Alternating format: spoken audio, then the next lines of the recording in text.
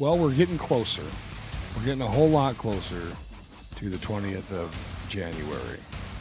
That's when we've been told and we've been promised a lot of changes coming. So I guess we just wait to see that for right now. The other thing that has been weighing heavy on my mind that I haven't really spoke about publicly, maybe a little bit in my interview with Dan not long ago, but not like straight into the point. It's kind of just the goings-ons in our country right now. And although it's been a little quiet for a couple days, I don't think that we've seen the end of all of this madness, all the madness that's happening to us in the world. Not directly to us, but in and around us.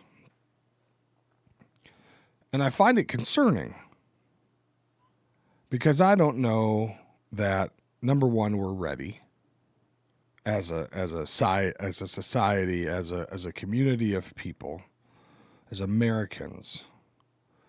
I don't know that most of us are ready. And I believe still, like I said the other day, that 2025 is going to bring us a lot of challenges. And not necessarily challenges to us individually, in our careers, in our homes, or anything like that. And maybe it will. I guess not everybody is immune to those types of things happening to them. But I mean challenges as a country, as a community. We've seen some pretty major catastrophes happen around our country as of late. And I don't know that they're going to slow down anytime soon, or if they're going to decrease in severity or goriness, or whatever word you'd like to insert there. And it's concerning to me because we have a lot of willful ignorance going on in our country, I believe. And I think we have a lot of things happening where people just don't want to be involved, which I understand not wanting to be involved, but they don't want to have the discussion. They don't want to take part in maybe cleaning up this mess. And I don't know that cleaning up this mess is necessarily every American's responsibility physically, like there on the spot cleaning.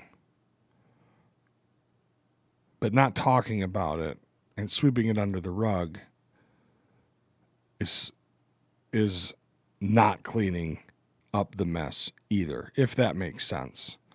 I guess maybe I'm struggling with a way to make it make sense. But let's just talk about the things we've seen. We saw before the end of 2024, we saw the Daniel Penny incident, which happened months ago and just went to trial before the end of the year. We saw how that turned out. It turned out good for Daniel Penny. We saw another man start a woman on fire on a train and calmly sat there and watched her burn. And at times, getting up from his seat to fan the flames as to not let her go out. And then returning to his seat to continue watching her burn. And nobody in that subway did anything. Which is what they call the Daniel Penny effect. This is the effect where when you see something that you could stop in and affect or stop or interact with to change the outcome possibly, these things aren't happening. The fact that they prosecuted Daniel Penny, even though he won the court case, just told Good Samaritans that would be able to hopefully intervene in something like this happening, none of those people were there that day. Now, do we know if there's anybody there that had the thought of helping? No, we don't know. All we know is that there was nobody there to help this woman who was sleeping on a train and was set on fire. And the crowd of people that stood around and watched him watch her burn, in my opinion, was atrocious. And I think that people were frozen with fear and disbelief. And then on New Year's Day, or maybe it was even New Year's Eve, a United States Army veteran drives a truck through crowds of people in New Orleans, runs them over like they weren't even there. They say that there were other IEDs possibly around the city that he was going to maybe set off to do more damage, but law enforcement put him down before he had the opportunity to get to the button. Who knows if that's true? We also saw planes flying into warehouses. And that one for sure I didn't do a whole lot of research on. It may not even be terrorist activity, but it was within the same few days. And then let's not forget the Cybertruck.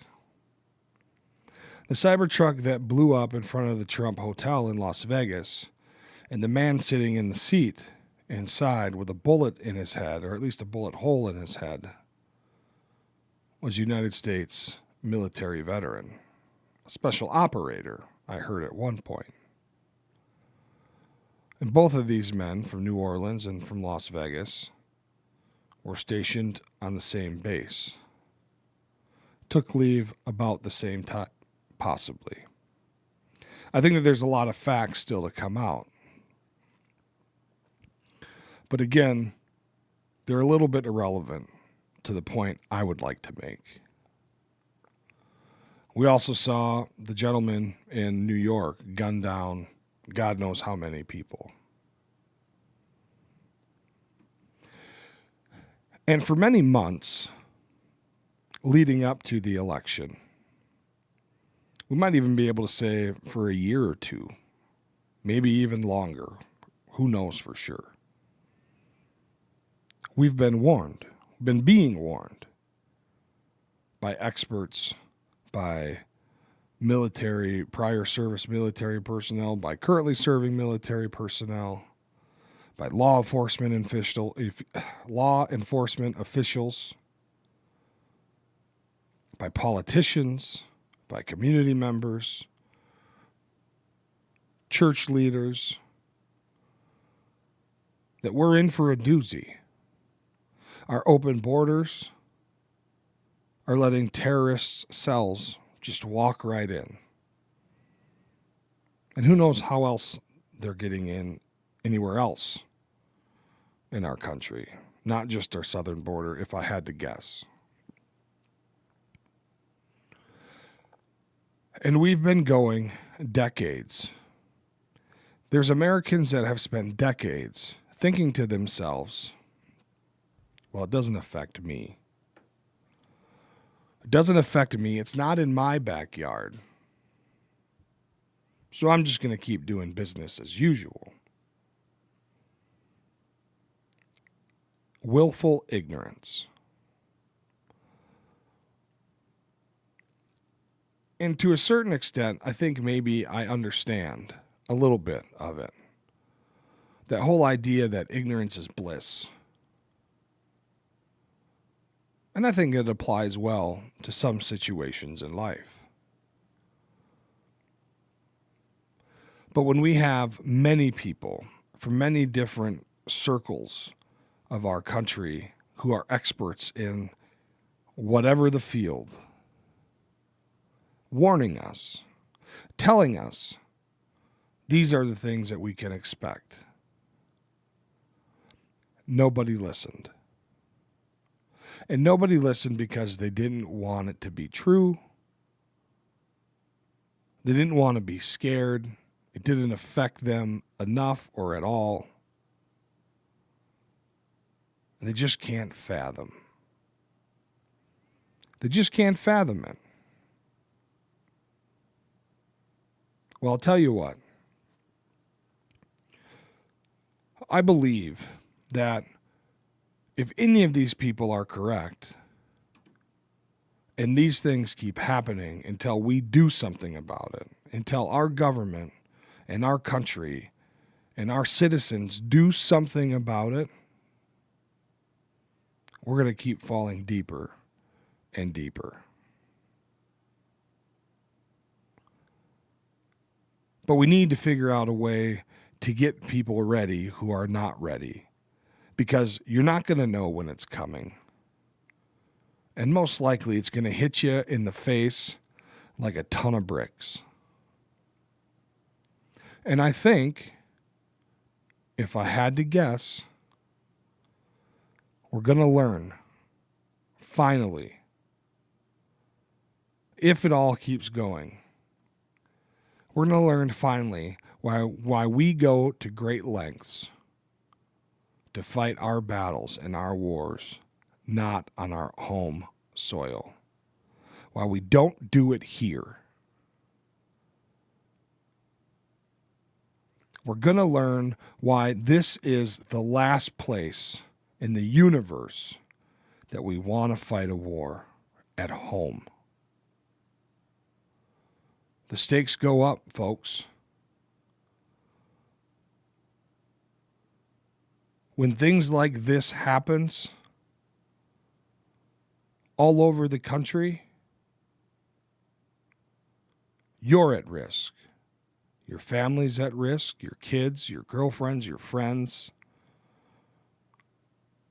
your coworkers, your community, and depending on where you live, maybe it has already affected you.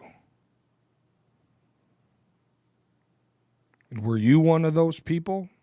Were you one of those people that said, man, it's just, there's no way. There's no way that this is possible. There's no way it's going to affect us like that. Our government has it. The police will get it. We got three-letter agencies in the federal government that are, this is their job. This is what they do. They're experts. Finding out about this stuff and stopping it, or at least putting a good dent in it.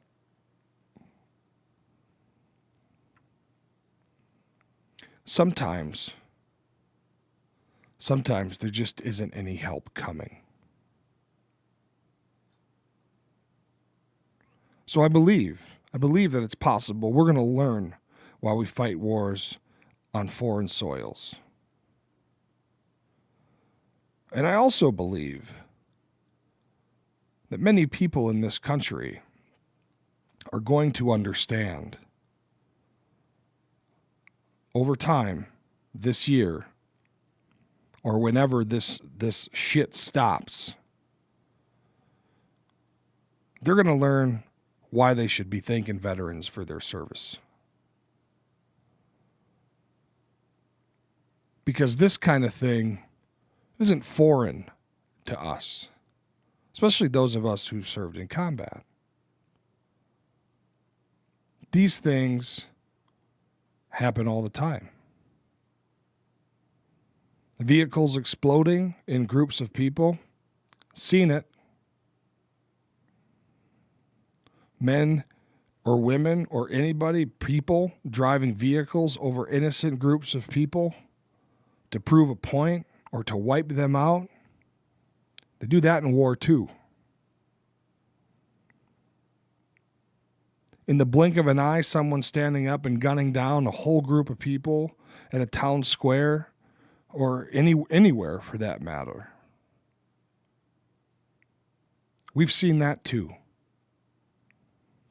And I'm sure there's veterans out there that have seen planes crash and all kinds of other ridiculous things going on. All kinds of it. Death, dismemberment, blood, guts, brains, gore, killing, starvation, all those things. Have you ever heard any veteran or any soldier talk about how war is hell? And if you have, great. And if you've also been lucky enough to ask that person to expound on what that means, well, what do you mean war is hell? I mean, everybody can kind of probably just imagine that it's hell, but get the specifics. Those are the things that our brave men and women have to deal with, tuck it away, and get back to work. They don't get a chance to grieve and have ceremonies and funerals and this and that. We get a chance to say goodbye to our brother or our sister as they get put on a plane in a casket draped with a flag. And then guess what? You better go grab your rifle and your body armor because we got to go to work today.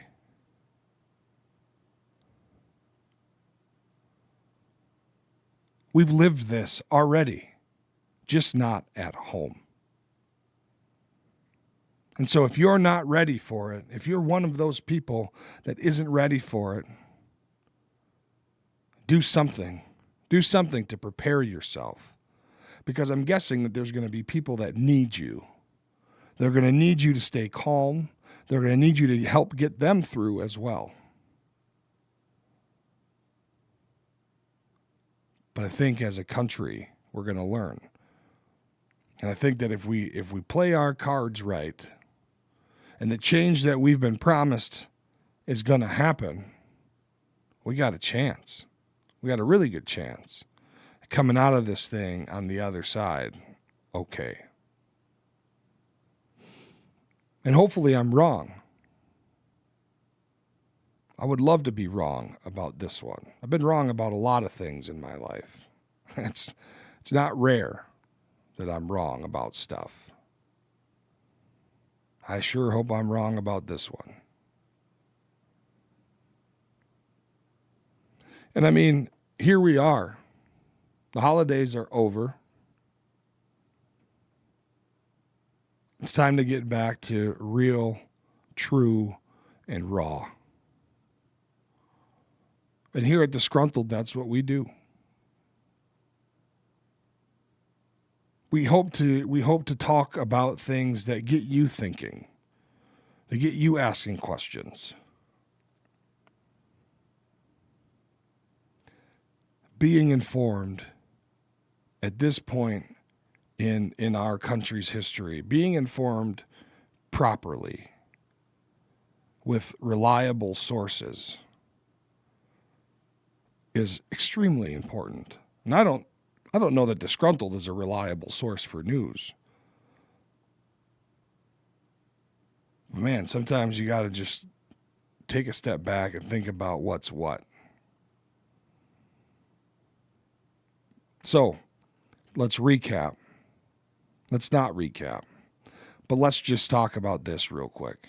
If you are one of those people who has been willfully ignorant for however long, knock it off. Don't do that. That's perpetuating the problem. Be informed.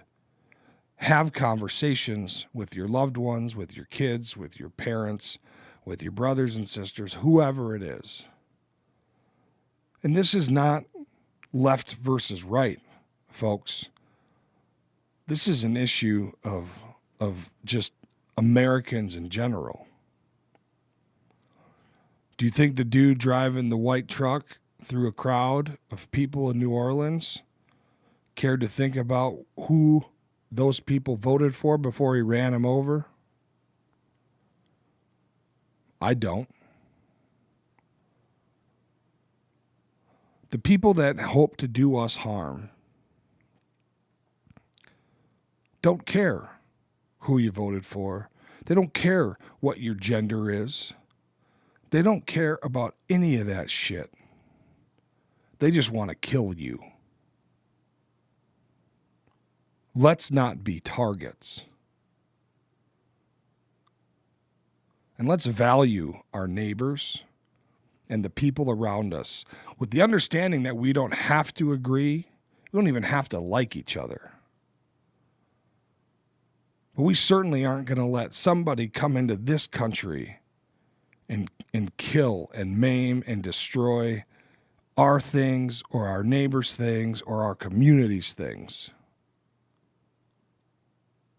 We need to come together like that. Who gives a shit who you voted for? I don't care. I don't care if you're gay. I don't care. Because when those mobs come through my neighborhood, I want to know, if it happens, I want to know that the people that also live in my community value it enough to defend it and not just lay down.